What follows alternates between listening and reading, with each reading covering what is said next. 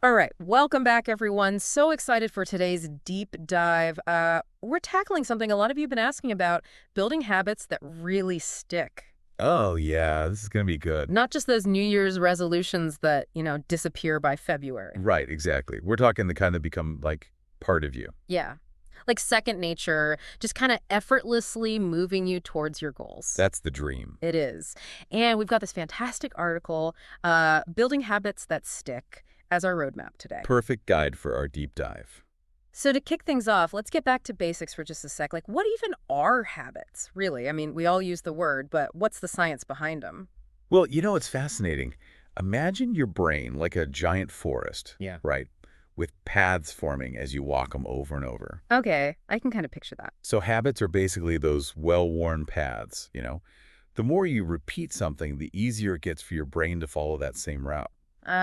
So like my brain's trying to be efficient, saving energy by not having to like relearn every little thing each time. Exactly. It's why, think about it. You can brush your teeth without having to consciously think about every motion each morning. That's true. I never thought about it like that. It's kind of amazing how much we do on autopilot. Right. It's pretty wild. But that autopilot thing, that can be a bit tricky when we're trying to build new habits, good ones, or, break those bad ones we all have. Ugh, yeah, the bad ones. Which reminds me, there's that old saying, it takes 21 days to form a habit. Is that like legit? Or another one of those myths we need to bust wide open? Oh, definitely a myth. Got to Yeah. bust that one. Our source here, it says at least 66 days, sometimes even longer. It's more like baking a cake, not just flipping a switch. So patience is key. Got it. But I gotta admit, the thought of like overhauling my entire routine, it's a bit daunting. Totally get that. That's where the power of starting small comes in, right? Mhm. You don't want to climb Mount Everest on day one. Yeah, no kidding. Instead of like, if you're trying to stop late night snacking, don't go cold turkey. Maybe just each week push back your snack time by an hour, something manageable. So it's about those tiny tweaks that feel doable, and you kind of build up from there. Precisely. Small changes, they're less overwhelming, less likely to make you resist. Makes sense. Mm. So then that kind of leads us to this cool technique. Habit stacking, was it? Oh yeah, habit stacking is key. Remember those brain pathways we talked about? The forest path. Right. So with habit stacking, you're basically like adding a new habit onto one that already exists. Like your morning routine, you brush your teeth without thinking, right? Yep, every morning. So what if, while brushing, you also did like 2 minutes of gratitude affirmations? Mm-hmm. You're leveraging an existing habit to make a new one stick. Whoa, that's actually really smart. So I don't have to create some whole new routine out of thin air. I can use the habits I already have as like launch pads. Exactly. Building a bridge, not trying to swim across a river. Right. Much easier, yeah. But there's also this whole mental shift that can be game changing. It's not always just what you do, but WHO, you believe you are, right? 100%. Yeah. That's huge. So like instead of I want to run a marathon, it's I am a runner, even if I'm just starting out. Boom. That's it. Shifting your identity to match those habits you want, that's powerful stuff. It seems subtle, but like kind of tricks your mind into believing it. Totally. And that belief, that's what drives you forward. Mhm. But hey, are all habits like created equal? Some got to be more important, right? Ooh, good point.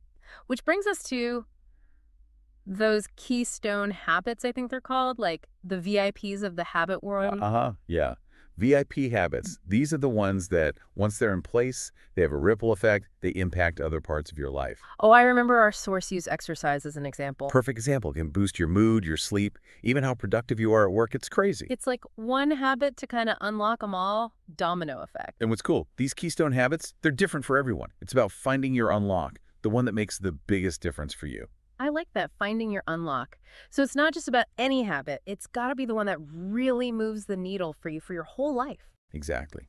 And the cool thing is, once you nail those key habits, Yeah. the others, they often become way easier. It's like that they build a foundation for positive change across the board. Okay, now that's motivating. Knowing that one habit could have such a huge payoff, it makes the whole process seem less overwhelming. For sure. Less overwhelming and more like, wow, this is possible. But let's be real, building new habits, it's not always a walk in the park, right? We hit bumps in the road, we all do. Oh, yeah, for sure. Even with the best intentions, there are going to be challenges. So, how do we handle those? What are some of the biggest hurdles people face, and any tips for getting over them? Great question.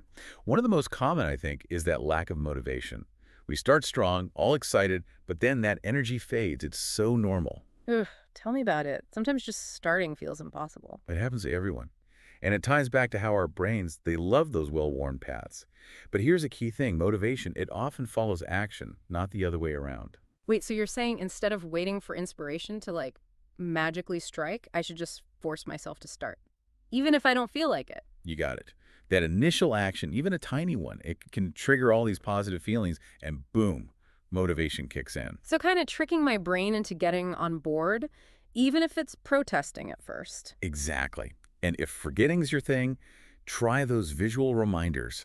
Sticky notes, phone alarms, anything that grabs your attention and reminds you about the habit you're building. Like those string around the finger tricks, but, for the modern world. Haha, exactly. And don't underestimate accountability. Tell a friend, find a group online, someone to share your goals with. Just knowing someone else is aware, it can be super motivating. It's like having a cheerleader in your corner makes a big difference. But what about those times when it all just feels too much, too overwhelming? Totally get that feeling. That's when you got to remember to break things down. Small, manageable steps. Instead of the whole mountain, focus on the next handhold. So instead of write a whole book, it's write one page today. There you go. Make it bite-sized, less scary. And celebrate those wins along the way. Each step, no matter how small, it's a victory. I needed to hear that. So it really is all about progress, not perfection. 100%. And speaking of those bumps along the way, let's talk about that all-or-nothing thinking that can sabotage our efforts. Yeah. Miss one workout and want to give up entirely. Oh, I know that feeling all too well. One slip up and it's like, well, I guess I'm a failure. We've all been there. That's where that growth mindset comes in. It's seeing those challenges as chances to learn, not failures. So if I, miss a day or something, I should just acknowledge it, learn from it, get back on track, no beating myself up. You got it. Be kind to yourself. Progress isn't always a straight line. It's messy. That's normal. Makes sense. Okay, this has been so insightful already. I feel like I've got a whole new playbook for building habits. But before we go even deeper, explore more advanced stuff, we're going to take a quick break. Sounds good. I'm excited to share more of these tips and tricks for making those habits stick. We'll be right back. All right, we're back and ready to, get even more practical. I love the science behind habits, but for me, I gotta see it play out in real life to really get it. How does this actually work for people? That's where it gets really exciting, right? The theory's great, but seeing those real-life successes, that's what gets me fired up. Totally agree. And our source, it had some awesome examples of that. I remember that one about, I think it was a super busy professional who actually managed to build a whole fitness routine. Oh, yeah. That one was awesome. Yeah. It really shows how powerful starting small can be. This person, they had a crazy schedule, but committed to just 5 minutes of walking each day. 5 minutes, seriously. I mean, did that even make a difference? It seems almost too easy. It's crazy how much it did. Those 5 minutes, it was like the key, the first step. It was doable, even on the busiest days. And then over time, with consistency and a bit of habit stacking, it turned into a full 30-minute workout routine. So basically, they tricked their brain into actually enjoying exercise? That's a great way to put it. They avoided that overwhelm by starting small, gradually increasing. It made the habit feel, sustainable, not this huge burden. It proves even the busiest people, they can find time if they use that start small approach. Speaking of busy, wasn't there another example? A student struggling with time management. I relate to that one big time. Oh, for sure. Time management, that's a classic struggle, right? And it's a perfect example of how a simple habit can make a huge difference. This student, what they did was, each morning, they'd write down their top 3 priorities for the day. Just write them down, that's all. It sounds simple, right? But the clarity it gave them, that's what was transformative. Just a few minutes to prioritize, and bam, they had this sense of focus, direction, help them stay on track all day. It's like having a roadmap for your day, so you're not just wandering around lost and getting nothing done. But did they mention how they made that new habit stick? I need to know. Okay, so get this. They used habit stacking. Attach this new write my priorities habit to an existing one, brushing their teeth. Every morning after brushing, boom, grab the planner, jot down the tasks. That's brilliant. So smart. Hooking on to something they were already doing consistently, it made it way easier to remember. Exactly. And both these examples, they really highlight the power of consistency. These people, they didn't get there overnight. Small, consistent actions, day after day, that's what transformed their lives. Like that saying, Rome wasn't built in a day, but those consistent efforts, over time, they built something amazing, just like Rome, I guess. I love that analogy. And isn't it encouraging to know that we all have that power to make big changes through those consistent little efforts? It really is. It gives me hope. But even with these great examples, let's be real, there are going to be those moments, you know? Those snags, the discouragement. How do we deal with that? You're right. Best intentions are not. We're human. Challenges are going to come up. It's part of the process. But the good thing is, there are ways to handle them. Our source had some good tips. Oh, yeah, the advice for those common challenges. I remember motivation being a big one, that slump we all hit. Ugh. Yeah, the motivation dip. Start strong, then poof, it's gone. What do we do when that happens? Tell me, because sometimes, seriously, even starting feels impossible. Remember, motivation, it often comes after you start doing something, not before. So what, just force myself, even if I feel like I have zero energy for it? Exactly. Even tiny actions can spark that motivation. So instead of the whole workout, just put on your workout clothes. Trying Yeah. to write, just open your laptop. That little push gets things moving. It's like I'm tricking my brain, making it think it's not a big deal, and then, bam, I'm E- doing it. Exactly. And once you get going, that momentum builds. Now, if forgetting is your thing, what about visual cues? Those can be really helpful. Visual cues, like what? Give me some examples. Anything that reminds you. Want to drink more water? Big water bottle on your desk. Meditate in the morning. Put your cushion out the night before. It's about making the right choice easier. So it's like setting myself up for success instead of making it harder. I love that. What about those times when, I don't know, it all feels too much, like I'm in over my head? Overwhelmed. Oh, I've been there. When your goals feel huge or the steps are just daunting, yeah, it's easy to want to quit. It's like that feeling when you realize, oh, I'm trying to climb a mountain, but I forgot my hiking boots. Ha ha, perfect analogy. And the solution is similar. Break it down. Don't focus on the summit, focus on that next step, that next handhold. Break those goals down into smaller, more manageable pieces. So instead of, I got to lose 20 pounds, it's, okay, today I'm eating a healthy breakfast and going for a 20-minute walk. Exactly. Smaller, more doable. And don't forget to celebrate those small wins. Each one matters. I like that. Celebrating those wins. It's progress, not perfection. That's what we're after. You got it. And you know, we got to remember, setbacks, they happen. Don't let them derail you. It's normal. Speaking of setbacks, what about that all or nothing thinking? You know, I mess up once, and it's like, well, I ruined everything. Might as well give up. Oh, I ate one cookie, might as well eat the whole bag syndrome, right? We've all been there. This is where that growth mindset is so important. It's about seeing those slip-ups as chances to learn, not as failures. Okay, I can see that. So instead of beating myself up, I acknowledge it, figure out what I can learn from it, and get back on track. Exactly. Be kind to yourself. That's key. And remember, progress, it's rarely a straight line. It's messy. That's okay. It's like learning to ride a bike. You fall off a bunch of times, but you get back on. Right. Exactly. And you keep practicing, keep getting better. Building habits, it's a journey, not a race. It's those consistent efforts, the little choices we make each day. Those are the things that really shape our lives. I love that perspective. It's encouraging, really, this whole deep dive. It's been so eye-opening. But before we wrap up this part, I'm curious, from all your research, is there anything that really surprised you about this whole topic of habit formation? That's a good question. You know, one thing that consistently blows my mind is how much our behavior is driven by our subconscious. We think we're in control making these conscious choices, but so much of it is automatic, happening beneath the surface. Wow, so our habits are kind of running the show behind the scenes, influencing us even when we don't realize it. Exactly. It's like driving a car, you're consciously steering, braking, but all those tiny movements, it's your subconscious doing the work. Okay, that's kind of freaky, but also kind of cool. So if our subconscious is so powerful, how do we, work with it to build good habits? That's where understanding cues and triggers comes in. These are like signals that activate specific habits. Think about it. The smell of cookies might make you crave sweets, but seeing your running shoes could make you want to go for a run. So those cues can be good or bad depending on the habit they're linked to. Interesting. Exactly. So if you're trying to change a habit, you got to identify those triggers and modify them.